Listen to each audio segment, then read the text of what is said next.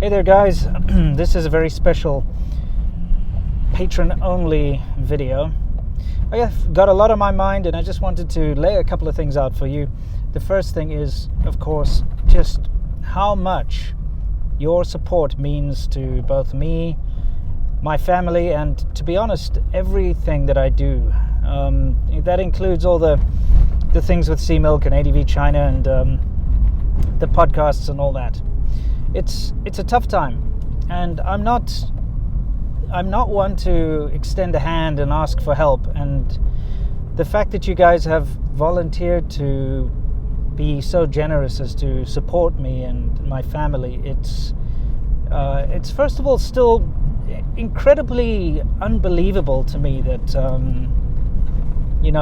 you have so much generosity, because I'm not used to that in life. And it's something that from the absolute bottom of my heart I have to give you my thanks if you're supporting me here on Patreon. And I wanted to talk to you about what's currently going on in a very sort of open fashion, everything about the current situation with the virus, and on top of that the situation with my Chinese parents-in-law being here and whatever. Some of you might notice I'm in a different car.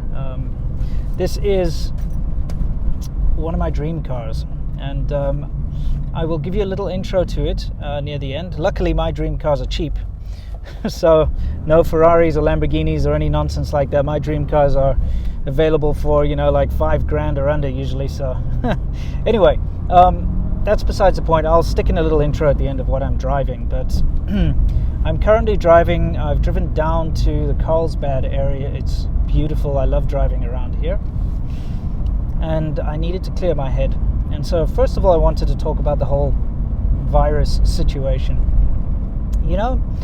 We're currently facing this almost insurmountable misinformation campaign. We've got this situation where the World Health Organization is very complicit in what's going on at the moment. So the World Health Organization, along with mainstream media, and of course the Chinese government, are all colluding together to try and downplay this situation and how bad it is. And I'm incredibly concerned, because I know what's going on at the moment, and it's far, far, far worse than anyone is making it out to be. And the risk is very high, especially this disease, the way it behaves, being asymptomatic. Now, I'm not about fear-mongering here, but we've just seen massive outbreaks in Italy and in Iran and in South Korea, etc., etc. And in the USA too. In fact, here in LA and California in general, we're seeing a lot of cases. Most of them are the guys that came back, obviously, from Wuhan and all that, and they've been stored here. But there are a couple of cases out in the wild. And I fear that because of the big emphasis on privacy in America and people's medical histories and stuff, and anything to do with privacy, such a big hoo-ha here in America, and I suppose it's a good thing, but in situations like this, it's going to lead to the numbers not being released. And so it could be a lot worse than we think it is. And people aren't prepared, and it worries me. And I think if everybody was just, I'm not saying paranoid, but at least cognizant of this whole virus thing, I think a little bit of preparation, a little bit of extra caution would go a hell of a long way to preventing the spread of this terrible virus. Didn't see that car over there. I thought it was a four-way stop. My bad. My bad in Carlsbad. Anyway, I wanted to just talk about the World Health Organization and Google and the way that they are treating this, and it's absolutely terrible. Hang on, there's something I need to film here. I would like you guys to see. It's really, really nice. I'm just going to set up my handy cam so I can get a little bit of a clip going here. So hopefully we can see that.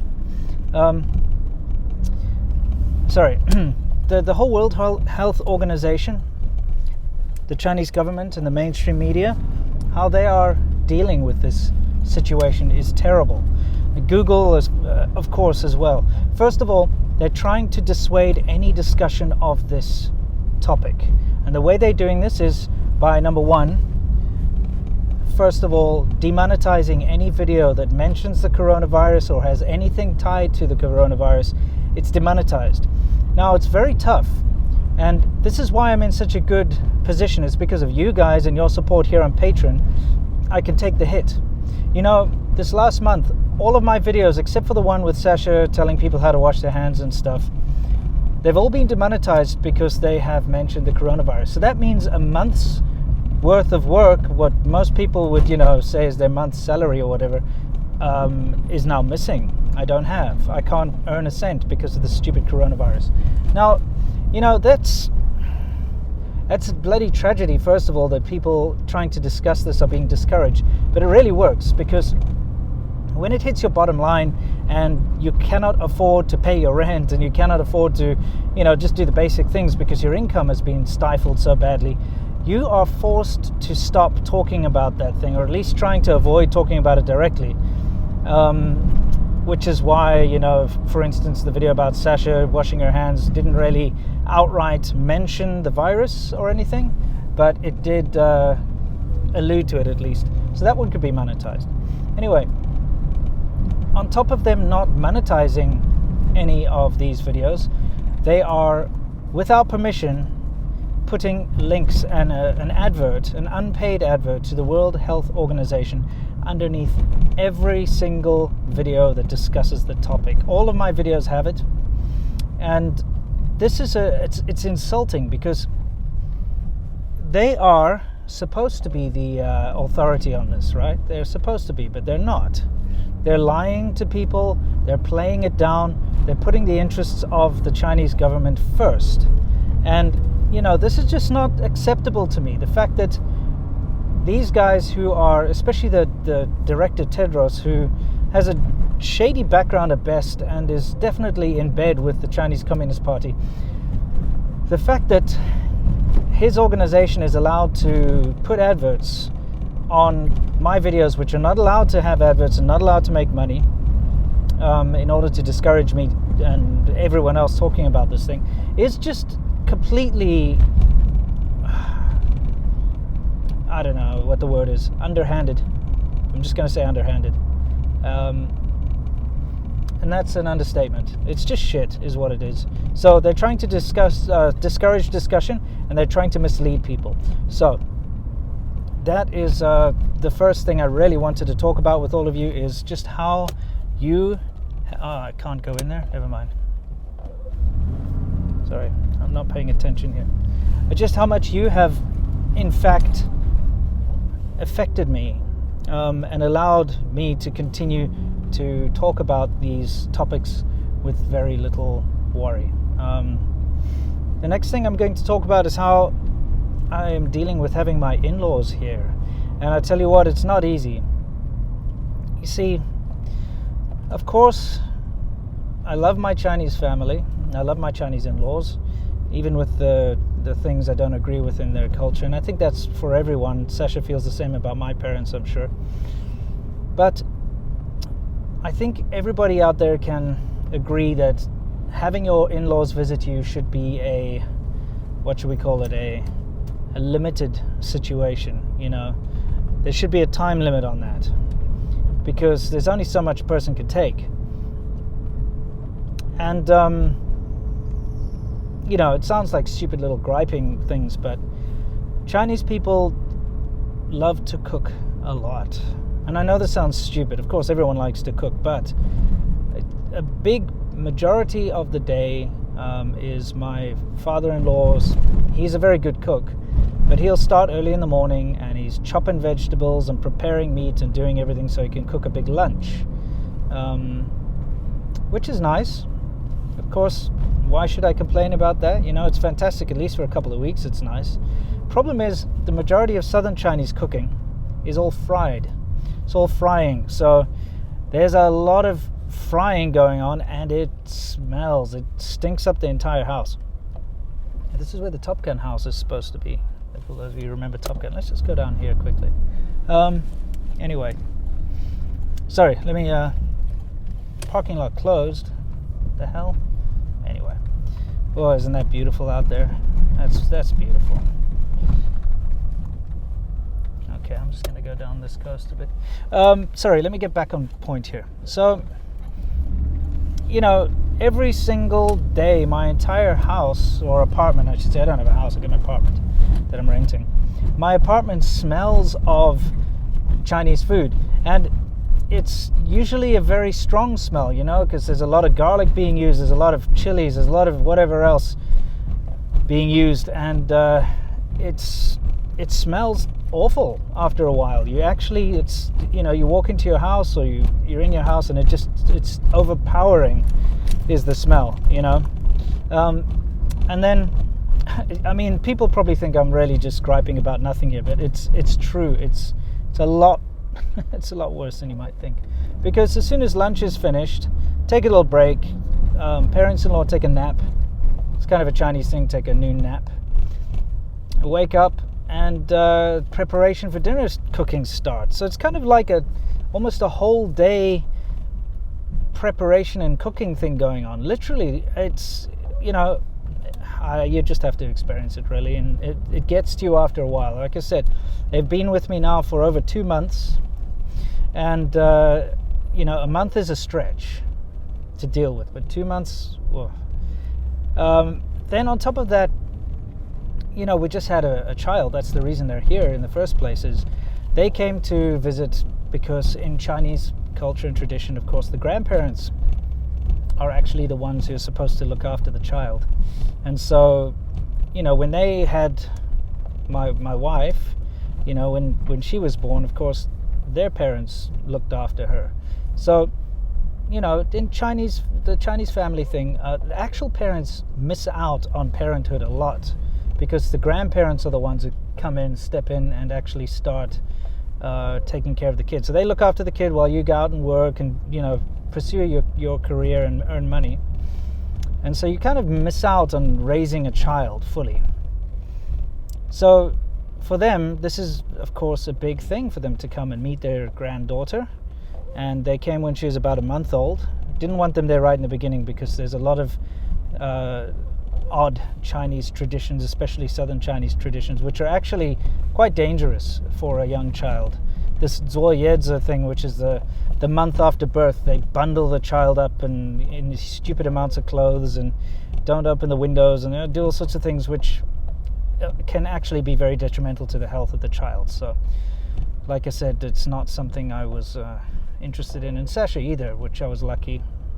She's the one who kind of said, look, we'll let them come a month afterwards. Also, they would have forced my wife to do that weird Zuoyezi thing, which they're not allowed to wash their hair, they're not allowed to shower for a month, all this other kind of random stuff, which is not good. You can look it up. It's women die every year in China of like heat exhaustion and stuff because of this ritual month after giving birth. So anyway, didn't need any of that being forced on us, so waited for a month. Anyway, they've arrived, and now, of course, they absolutely love spending time with their granddaughter, my daughter, which is nice, and I'm very happy for it, and I'm happy for them.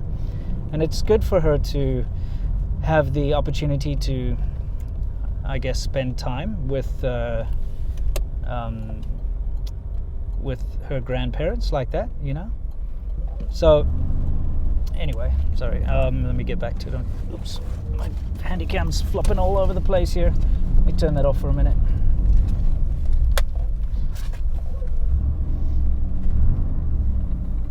Okay, sorry, it's a bit of an odd situation here.